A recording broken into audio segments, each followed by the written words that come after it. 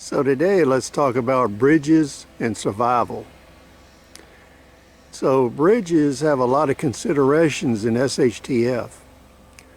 And the fact that we're in a slow economic collapse that's accelerating, the presence and stability of bridges are very important.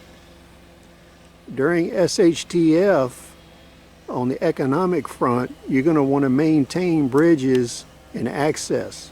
As governments have less and less money to spend on maintaining bridges in your area may be taken out of service. They may cause huge price increases because goods have to be shipped hundreds of miles in detours to get to your area. The other thing is it stops emergency access from fire department and rescue vehicles.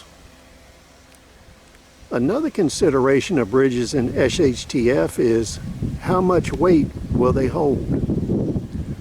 Years ago at Camp Lejeune, I worked on a project to increase the weight limits of bridges and replace other bridges so that they could use the new M1 Abrams tank.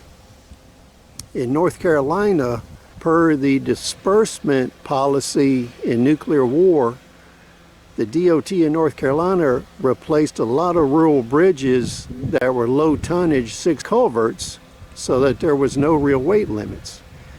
This way the military could operate and disperse Abrams M1 tanks throughout the state in the event of possible nuclear war.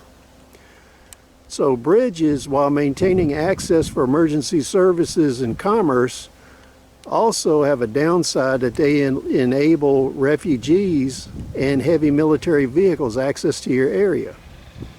So as part of your SHTF planning, you should pay special attention to the weight limits on local bridges. That way you know what type of military vehicles can access your area. Please comment, rate, subscribe. We'll see you on the next video.